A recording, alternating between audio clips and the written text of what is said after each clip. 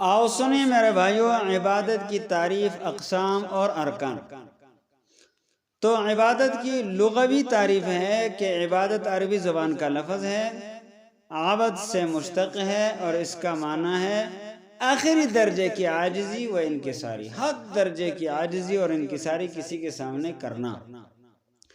امام راغب اصفہانی رحمۃ اللہ تعالی علیہ فرماتے ہیں العبادت ابلغ منها لأنها غایت التذلل، المفردات صفحہ 319، کہ عبادت جو ہے یہ حد درجے کی عاجزی اور انکساری کا نام ہے کہ بندہ کسی کے سامنے اپنے آپ کو حد درجہ ذلیل کر دے۔ شریعت کی اصطلاح میں عبادت صرف اور صرف ایک ایسے فعل کا نام ہے جو کسی کی نسبت معبود ہونے کا اعتقاد رکھتے ہوئے اس کے لیے تعظیم، عاجزی اور فروتنی کے اظہار کی خاطر صادر ہو۔ دوبارہ سن لیجئے گا، عبادت صرف اور صرف ایک ایسے فعل کا نام ہے جو کسی کی نسبت معبود ہونے کا اعتقاد رکھتے ہوئے اس کے لیے تعظیم، عاجزی اور فروتنی کے اظہار کی خاطر صادر ہو۔ میرے محترم بھائیوں، یہ ہو گئی عبادت کی تعریف۔ اب سنیں عبادت کے اقسام۔ دیکھو، عبادت کو مختلف طریقوں سے علماء اکرام نے تقسیم کیا ہے۔ بعض علماء نے اس کی 5 قسمیں بنائی ہیں کہ ایک عبادت کی قسم اعتقادی ہے کہ عقیدے کی عبادت، ایک دل کی عبادت ہے قلبی عبادت، ایک زبان کی عبادت ہے قولی عبادت، بدن کی عبادت ہے بدنی عبادت، مال کی عبادت ہے مالی عبادت۔ تو میرے بھائیو، یوں تو عبادت کی بہت قسمیں ہو گئی اور عبادت بہت طرح کی ہیں، مالی، جانی، وقتی، لیکن ان سب کا خلاصہ مختصراً آپ کے سامنے عرض کر دیتا ہوں کہ عبادت کی ٹوٹل 2 قسمیں ہیں، بس آسان سمجھ لیجئے گا۔ وہ 2 قسمیں کیا ہیں؟ پہلی قسم کی عبادت وہ ہے جس کا تعلق صرف اللہ تعالی سے ہو، کسی بندے سے نہ ہو، جیسے نماز، روزہ، حج، زکوٰۃ، جہاد وغیرہ، کہ بندہ ان عبادات میں صرف اللہ تعالیٰ کو راضی کرنے کی نیت کرتا ہے، بندے کی رضا کا اس میں خیال نہیں رکھا جاتا۔ دیکھو، اپنی نماز میں، روزے میں، حج میں، زکوٰۃ میں، جہاد وغیرہ میں اگر ہم کسی بندے کو راضی رکھنے کی نیت سے عبادت کریں، پھر وہ تو عبادت نہ ہو گئی، وہ تو ریا ہو گئی، وہ تو اللہ کے ہاں قابل قبول نہیں ہے۔ یہ ہماری نماز، ہمارے روزے، ہماری حج، ہماری زکوٰۃ، ہماری جہاد کرنا، یہ سب عبادات جتنے بھی ہیں، یہ صرف اور صرف اگر اللہ کی رضا کے لیے ہوں تو پھر یہ عبادت ہے۔ ایک یہ قسم ہو گئی عبادت کی کہ عبادت صرف اللہ کی رضا کے لیے ہو، اور عبادت کی صرف اللہ کے اس میں بندے کے لیے کوئی دخل نہ ہو۔ اور عبادت کی دوسری قسم وہ عبادات کہ جن کا تعلق بندوں سے بھی ہو اور رب تعالی سے بھی ہو۔ اب یہ بڑی عجیب بات ہے، آپ کہیں گے کس طرح کیسے ہو سکتا ہے، لیکن سن لیجئے گا، وہ عبادات کے جن کا تعلق بندوں سے بھی ہو اور رب تعالی سے بھی ہو۔ مثلا جن بندوں کی اطاعت کا اللہ تعالی نے حکم دیا ہے کہ ان کی اطاعت کرو، تو ان کی اطاعت خدا کو راضی کرنے کے لیے کرنا، یہ رب کی عبادت ہے حقیقت میں۔ تو اس کا تعلق بندوں سے بھی ہو گیا، اللہ تعالیٰ سے بھی ہو گیا۔ دوبارہ سنیں، جن بندوں کی اطاعت کا رب تعالیٰ نے حکم دیا ہے، ان کی اطاعت ان کی اطاعت کو خدا کی رضا سمجھ کر کرنا، تو یہ حقیقت میں اللہ کی عبادت ہے۔ جیسے رسول اللہ صلی اللہ علیہ وسلم کی اطاعت کرنا حقیقت میں اللہ کی عبادت ہے، والدین کی فرمان برداری کرنا حقیقت میں اللہ کی عبادت ہے۔ والدین کی فرمان برداری اس لیے اس تصور کے ساتھ کرنا کہ میرا رب کا مجھے یہ حکم ہے کہ میں اپنے ماں باپ کے ساتھ حسن سلوک سے پیش آؤں، تو یہ عبادت ہو گئی اللہ کی۔ اپنے استاد، اپنے مرشد کو خوش رکھنا اس لیے کہ مجھ سے میرا رب راضی ہو جائے، تو یہ اللہ کی عبادت ہو گئی حقیقت میں۔ رسول اللہ صلی اللہ علیہ وسلم پر درود شریف پڑھنا تو یہ حقیقت میں اللہ کی عبادت ہے۔ تو یہ جو ہے نا، یا اسی طرح اپنے امیر کی اطاعت کرنا، اپنے اقارب اور رشتہ داروں کے ساتھ حسن سلوک سے پیش آنا، اس نیت کے ساتھ کہ یہ میرا رب کا مجھے حکم ہے، تو یہ کیا ہے؟ یہ رب کی عبادت۔ تو دیکھو اس میں بندے کی اطاعت ہو رہی ہے لیکن رب کی رضا کے خاطر۔ تو ہم جو بندے کی بات وہ جو مان رہے ہوتے ہیں، یہ اطاعت میں تو آتا ہے لیکن عبادت میں نہیں آتا۔ بندے کی عبادت نہیں ہو رہی، عبادت رب کی ہو رہی ہے، لیکن رب کا حکم سمجھ کے بندے کی ہم وہ فرمان برداری کر رہے ہیں، اس کی بات مان رہے ہیں، اس کو خوش کر رہے ہیں۔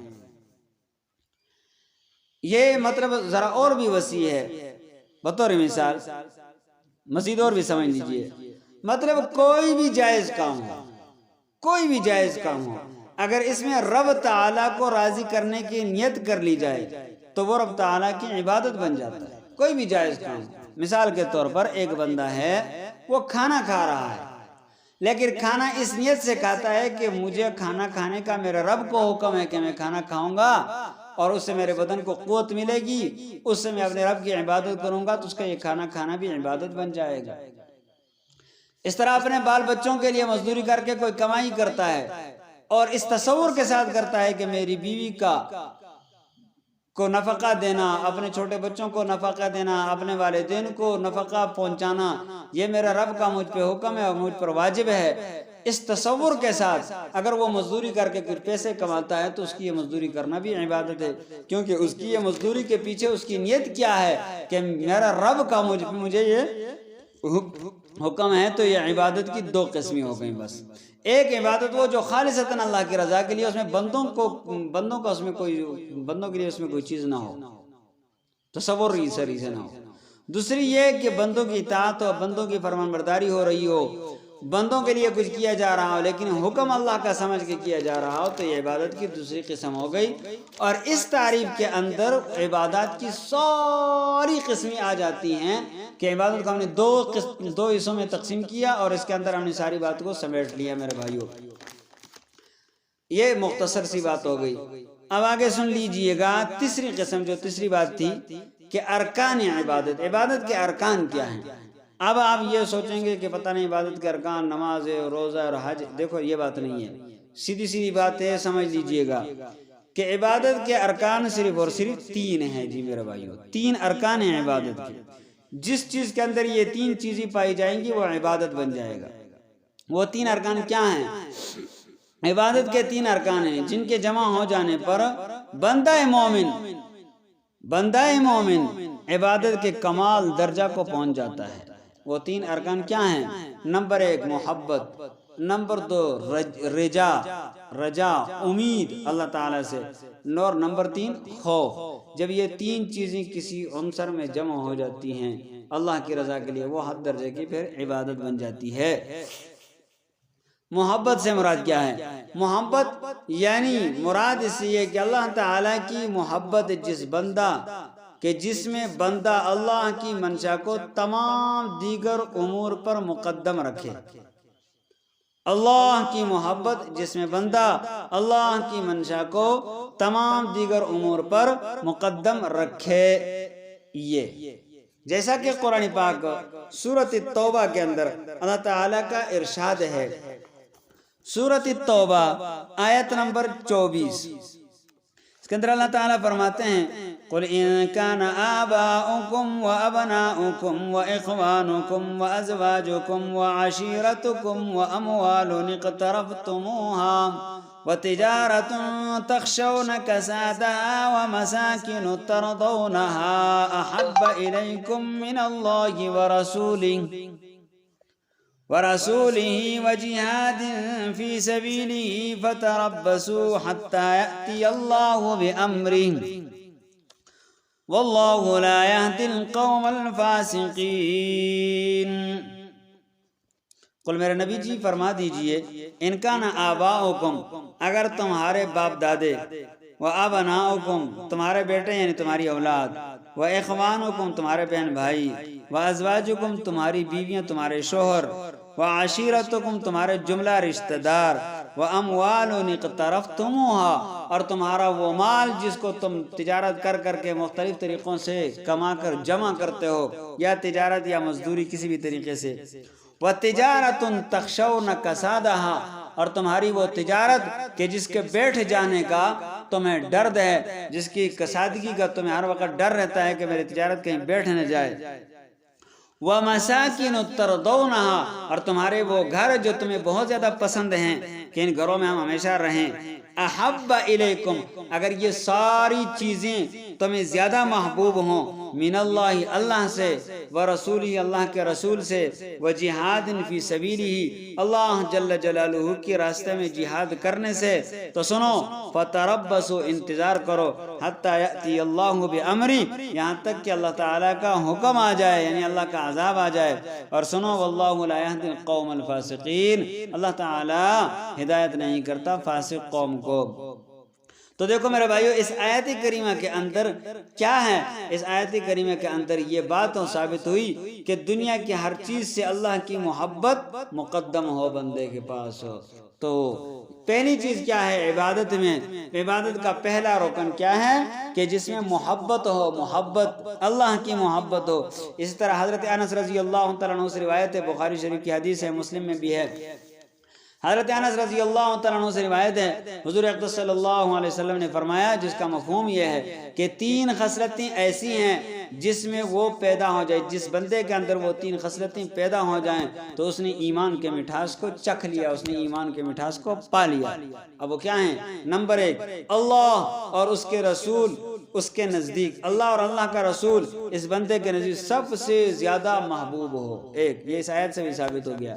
نمبر 2، کسی سے محبت صرف اللہ کی رضا کے خاطر ہو، اور نمبر 3، کفر کی طرف لوٹنا اس کے لیے ایسا مشکل ہو جس طرح کہ آگ میں بندہ چھلانگ لگا لیتا ہے، تو یہ محبت ہونی چاہیے۔ نمبر 2، عبادت کا دوسرا رکن وہ کیا ہے؟ وہ ہے رجا، امید، اللہ تعالیٰ سے امید رکھنا، یعنی ہر وقت اللہ تعالیٰ سے اچھی امید ہو، نیک اعمال پر ثواب کی قوی امید ہو، اللہ تعالیٰ کی رحمت سے کبھی مایوس نہ ہو، جیسا کہ سورۃ یوسف آیت نمبر 87 میں آتا ہے۔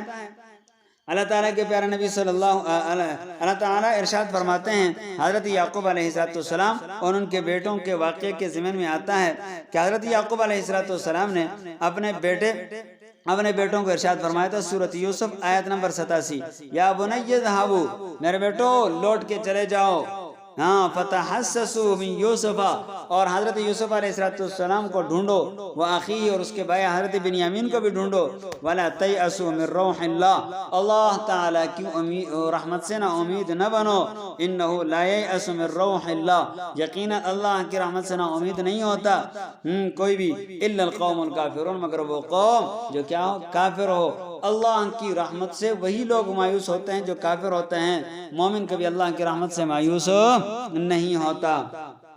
اسی طرح سورۃ حجر میں آتا ہے، سورۃ حجر کی آیت نمبر ہے جناب والا آیت نمبر 56، سورۃ حجر آیت نمبر 56، قال ومن يقنط من رحمت ربه الا الضالون، اللہ تعالیٰ کا ارشاد ہے، ومن يقنط من رحمت ربه، مایوس نہیں ہوتا اللہ کی رحمت سے مگر وہی آدمی جو گمراہ ہوں، وہ لوگ جو گمراہ ہوں، اللہ کی رحمت۔ ومن يقنط، ہاں کون؟ آیت کا ترجمہ میں نے تھوڑا غلط کر دیا، معذرت کے ساتھ، ومن يقنط من رحمت ربه، کون مایوس ہوتا ہے اللہ کی رحمت سے؟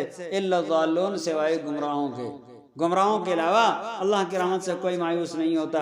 اسی طرح سورۃ زمر میں آتا ہے، سورۃ زمر کی آیت نمبر 53 ہے، قل، میرے نبی جی فرما دیجئے، یا عبادی الذین اسرفوا، اے میرے وہ بندو جو اپنے اوپر زیادتی کر چکے ہیں، اسرفوا علی انفسہم، جو زیادتی کر چکے ہیں، جو بہت زیادہ گناہ کر چکے ہیں اپنے اوپر، لا تقنطوا من رحمت اللہ، وہ اللہ کی رحمت سے مایوس نہ ہو، ان اللہ یغفر الذنوب جميعا، یقیناً اللہ تعالی یغفر الذنوب جميعا، بخشنے والے ہیں تمام گناہوں کو، انہ هو الغفور الرحیم، بے شک وہ اللہ بخشنے والے مہربان ہیں۔ اور میرے بھائیو، عبادت کے ارکان کی تیسری قسم جو ہے وہ خوف ہے، خوف، اللہ سے ڈرنا۔ یاد رکھ لینا چاہیے کہ خوف امید کو اور امید خوف کو مستلزم ہیں، یہ دونوں ایک دوسرے کے ساتھ جڑی ہوئی چیزیں ہیں۔ مطلب کیا؟ مطلب یہ ہے کہ امید کے ساتھ ڈر بھی ہو کہ کہیں جس بات کی امید اللہ سے لگائے بیٹھا ہوں کہ اللہ مجھے جنت دے گا، میرا یہ عمل قبول ہوگا، ہو سکتا ہے قبول ہی نہ ہو، یہ ڈر بھی ساتھ ہو۔ امید کے ساتھ ڈر اور ڈر کے ساتھ امید، یہ دونوں چیزیں ایمان میں سے ہیں، یہ ایمان کا حصہ ہیں۔ بطور مثال اللہ تعالیٰ، اس کی میں آسان سی بات عرض کر دوں کہ جب بندے کی نظر اپنے گناہوں پر پڑے تو اتنا ڈر جائے، اتنا ڈر جائے، اتنا ڈر جائے کہ حد درجے وہ ڈر جائے کہ اللہ میں تو بہت بڑا گناہگار ہوں، میرا کیا بنے گا۔ لیکن جب بندے کی نظر اللہ کی رحمت پر چلی جائے تو مکمل پر امید ہو جائے کہ میں تو سب سے بڑا جنتی ہوں۔ جیسا کہ حضرت عمر رضی اللہ عنہ کا ارشاد ہے کہ اگر سارے لوگ جہنم میں اللہ پھینک دے، کسی ایک کو کہے کہ جنت میں چلا جا تو ہو سکتا ہے وہ میں ہوں، اور اللہ تعالیٰ اگر سب کو کہے کہ جنت میں چلے جاؤ اور کسی ایک کو کہے کہ تو جہنم میں چلا جا تو ہو سکتا ہے کہ وہ میں ہوں۔ تو اس امید اور اس کشمکش کے ساتھ عبادت ہو۔ تو یہ عبادت کے 3 ارکان ہو گئے، کون کون سے؟ محبت ایک، اور نمبر 2 امید، نمبر 3 خوف۔ جب یہ تینوں چیزیں کسی چیز کے اندر جمع ہو جاتی ہیں پھر وہ چیز عبادت بن جاتی ہے۔ تو میرے بھائیو خلاصہ یہ ہوا کہ گناہوں پر بھی نظر ہو، اپنے گناہوں پر نظر کر کے اللہ سے ڈرنا ہو اور خوف پیدا ہو جائے اور اللہ کی رحمت پر نظر پڑ جائے تو پھر بندہ پر امید ہو جائے کہ میں تو بس بخشایا ہوا ہوں۔ اس طرح کی امید اور کشمکش میں رہنا۔ لیکن یاد رکھ لینا چاہیے یہ جو 3 چیزیں میں نے بیان کی ہیں عبادت کے ارکان، ان تینوں کے اندر اعتدال ضروری ہے، ان تینوں کے اندر اعتدال ضروری ہے۔ جب اعتدال نہیں ہوگا تو پھر اس میں جو ہے نا کہیں پھسلنے کا خطرہ بھی ہوتا ہے۔ حضرت علامہ ابن قیم رحمۃ اللہ تعالی علیہ فرماتے ہیں کہ دل اللہ کی بندگی کی راہ میں بمثل ایک پرندہ ہے، دل اللہ کی بندگی کی راہ میں بمثل ایک پرندہ ہے، محبت اس کا سر ہے، خوف اور امید یہ اس کے 2 پر ہیں۔ محبت اس کا سر ہے، خوف اور امید اس کے 2 پر ہیں۔ جب سر کٹ جاتا ہے تو پرندہ زندہ ہی نہیں رہتا، مر جاتا ہے۔ یعنی مطلب کیا کہ دل تو ہے، اس لیے کہ دل میں محبت تو سر ہے، جب سر ہوتا ہے تو پھر ہے، سر نہ ہو تو پھر کچھ بھی نہیں ہے۔ جب سر کٹ جاتا ہے تو پھر کیا ہو جاتا ہے جناب والا؟ پرندہ مر جاتا ہے، اور جب پر کٹ جاتے ہیں تو پرندہ ناکارہ ہو جاتا ہے۔ انہوں نے ذرا تفصیل سے ذکر کیا ہے، میں نے شارٹ الفاظ میں یہ عرض کیا۔ تو دل اللہ کی بندگی کی راہ میں بمثل ایک پرندہ ہے، محبت اس کا سر ہے، خوف اور رجا اس کے پر ہیں۔ سر کٹ جائے تو پرندہ مر جائے، پر کٹ جائیں تو پرندہ ناکارہ ہو جائے۔ تو یہ تینوں چیزیں جب جمع ہو جاتی ہیں تو پھر جو ہے نا بندے کو عبادت میں لذت آتی ہے۔ لیکن اس میں اصلی چیز جو ہے وہ کیا ہے؟ سر ہے، یعنی محبت ہے، کہ اللہ کی محبت ہو دل میں ہر وقت۔ جب اللہ کی محبت ہوگی تو اللہ کی محبت کے ساتھ بندے کو عبادت کرنے میں جی بھی لگے گا۔ اللہ تعالی ہم سب کو عمل کی توفیق نصیب فرمائے۔ وآخر الدعوانا ان الحمد للہ رب العالمین۔